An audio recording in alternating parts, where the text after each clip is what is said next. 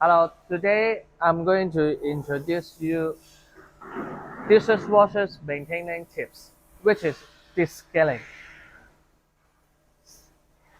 First of all, open the machine and then after preheating, take, take out the nets and then pour some descaling powder. After that, let the machine start and then keep moving. Then after 30 minutes, close the machine and then arrange all the water.